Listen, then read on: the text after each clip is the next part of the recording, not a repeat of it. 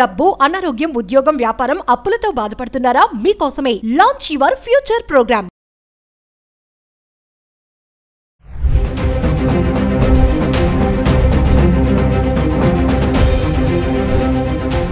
నమస్తే, welcome back to Suman TV. లేటెస్ట్గా news చూసుకుంటే మాదాపూర్లో మరి మదర్ బర్త్డేకి పార్టీ చేసుకోవడానికి వెళ్ళిన పిల్లల పైన దొంగలు చేసినటువంటి అఘాయిత్యం ఏంటంటే ఆ బాబుని చంపేయడం జరిగింది.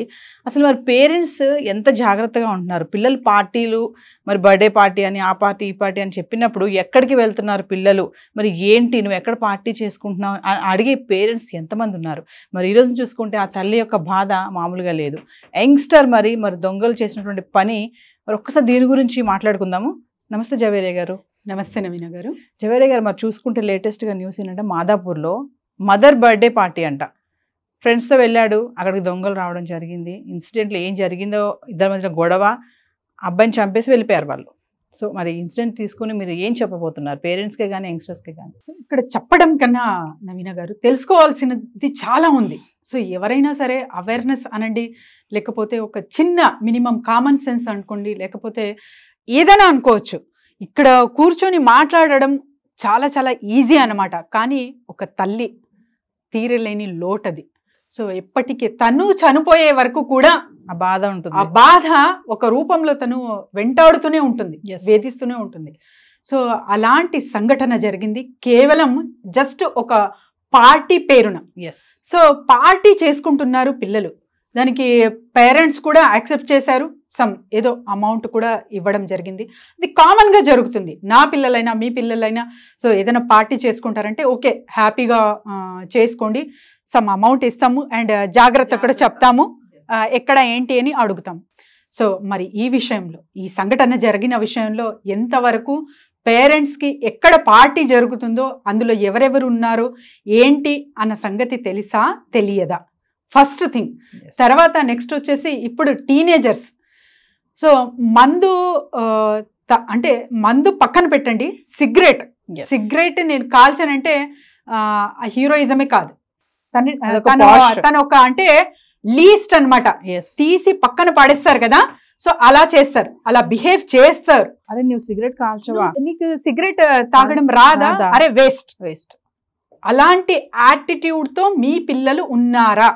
First of all, how is their circle, how is their peer group అనేది చాలా చాలా ఇంపార్టెంట్ నవీన గారు. అండ్ ఆల్కహాల్, సో ఎప్పుడు తీసుకుంటున్నారు, ఎందుకు తీసుకుంటున్నారు? అసలు పేరెంట్స్కి ఇక్కడ తీసుకునే అలవాటు ఉందా? మీ చుట్టాల్లో కానివ్వండి, ఫ్రెండ్ సర్కిల్లో కానివ్వండి, తీసుకునే అలవాటు ఉంటే కూడా ఎలా తీసుకుంటున్నారు అనే జ్ఞానం కొద్దో గొప్ప పిల్లలకి ఇస్తున్నారా? అంటే పిల్లల ముందే పేరెంట్స్ కూడా తీసుకుంటున్నారంటారా? అంతే కదా. ఇప్పుడు పిల్లలు తెలియకుండా చేసే పనులు చాలా ఉంటాయి నవీన గారు. ఇప్పుడు ఇది ఒక్క ఎగ్జాంపుల్ చెప్పాలంటే, ఇప్పుడు నేను చేస్తున్న పని అంటే నేను సిగరెట్ కాలుస్తాను, తల్లిదండ్రులకి తెలియదు. నా దగ్గర కౌన్సిలింగ్స్కి వస్తారు కదా. సో ఒక అబ్బాయి, తను MBBS ఫైనల్ ఇయర్ చేస్తున్నాడు, తను స్మోక్ ఎక్కువ చేసి యాంగ్జైటీ పెరిగింది, తనకు హీలింగ్ ఇవ్వడం జరిగింది అనమాట. కౌన్సిలింగ్ ఇచ్చి హీలింగ్ ఇచ్చాను. ఆ అబ్బాయి ఏం చెప్పాడంటే, నువ్వు ఏదైనా సర్టిన్ అంటే ఆల్కహాల్ కానివి ఇట్లా బ్యాడ్ హ్యాబిట్స్కి నువ్వు ఎక్స్పోజ్ అవ్వావా అని అడిగాను నేను తనకు ప్రశ్న. అంటే ఒక్కసారి ఇట్లా అవాక్కయ్యి చూసి, అవును మేడం, కానీ మా పేరెంట్స్కి చెప్పొద్దు. ఇవాళ రేపు పిల్లలు ఏం చేస్తున్నారంటే, పిల్లలు చేస్తున్నారు అని తెలిస్తే పేరెంట్స్కి ఇంకా ఓపెన్గా చేస్తారు. సో మరి అసలు పిల్లలకి పేరెంట్స్కి ఎలా మనం ఇది అండర్స్టాండింగ్, ఎస్పెషల్లీ టీనేజర్స్తో ఎలా ఈ బాండింగ్ ఎలా అర్థం చేసుకోవాలి, అండ్ ఏదైనా మారల్ వాల్యూస్ పక్కన పెట్టండి, జాగ్రత్త చెప్పడం కూడా భయపడుతున్నారు. ఏదో కొద్దో గొప్ప చెప్పడం జరిగిందంటే కొంచెం వాయిస్ లౌడ్ చేసి సూసైడ్ అటెంప్ట్స్, గట్టిగా చెప్పలేం, డిప్రెషన్ లోకి వెళ్ళిపోవడం. సో అసలు ఏంటి దీనికి సొల్యూషన్ ఉండదా అంటే ఖచ్చితంగా ఉంటుంది. Parenting and love your children. అసలు ఎంతగా ప్రేమించాలంటే పిల్లలకి ఫస్ట్ టైం ఇవ్వాలి. నేను పిల్లల్ని ప్రేమిస్తున్నానంటే ప్రతి ఒక్కటి ఎంకరేజ్ చేయడం కాదు, వాళ్ళ తప్పుల్ని కూడా సరిదిద్దాలి. అండ్ వాళ్ళ పీర్ గ్రూప్స్ ఎలా ఉంది, సో ఎవరితో వాళ్ళు వెళ్తున్నారు వస్తున్నారు, స్కూల్ కానివ్వండి, కాలేజ్ కానివ్వండి, సో జాబ్ చేస్తున్నప్పుడు కూడా ఎవరెవరు వాళ్ళ ఫ్రెండ్స్, వాళ్ళ నేమ్స్ మీకు గుర్తుకున్నాయా? పేరెంట్స్కి ఎస్పెషల్లీ. సో ఏ టైంలో ఎక్కడుంటాడు మా అబ్బాయి, ఒక ఊర్లో లేదు, సో వేరే ఊర్లో చదువుకుంటున్నాడు, లేకపోతే జాబ్ చేస్తున్నాడు, ఈ టైంకి ఎక్కడుంటాడు అన్నది క్లారిటీ ఇవ్వగలరా? చాలా మంది అంటారు కదా మేడం, వీడు ఎలాంటోడో చెప్పాలి అంటే ఇప్పుడు ఫ్రెండ్స్ని చూసి చెప్పొచ్చంట. అబ్సల్యూట్లీ. ఇది పాత అంటే ఒక పాత చింతకాయ పచ్చడి ఇవన్నీ చెప్తారు మాటలు, కానీ ఇలాంటి సంఘటనలు జరిగినప్పుడు నవీన గారు బాధ కేవలం పేరెంట్స్ కి మాత్రమే ఉంటుంది. Father and mother will suffer until their death. So ఇలాంటి సంఘటనలు ఎవరికి జరగకూడదంటే first check your children friends group, peer group, and ఎక్కడ వెళ్తున్నారు, ఏం చేస్తున్నారు, అసలు మీరు డబ్బులు ఎందుకు ఇస్తున్నారు, ఎంత ఇస్తున్నారు, ఇవన్నీ ఒక్క అవగాహన వాళ్ళు ఎవరికి వాళ్ళు తీసుకుంటే చాలా చాలా బాగుంటుంది. ఇలాంటి ఇన్సిడెంట్స్ మరో ఒక తల్లికి ఒక రోదన రాకూడదని కోరుకుంటూ దొంగలు కూడా మేడం ఇప్పుడు ఎలా అంటే వాళ్ళకి సరే దొంగతనం చేశారు, సపోజ్ డబ్బులు బంగారము తీసుకుని వెళ్ళిపోవట్లేదు, అనవసరంగా ప్రాణాలు తీసేస్తున్నారు. మనం రీసెంట్గా కూడా చూసుకున్నాము, గోల్డ్ విషయంలో కూడా దొంగతనం జరగడం.